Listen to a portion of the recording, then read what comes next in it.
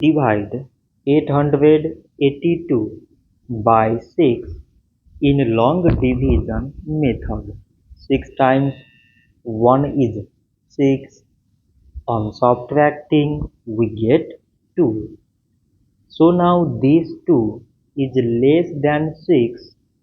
So we put down this 8 and it is 28. 6 times 4 is 24. On subtracting we get 4.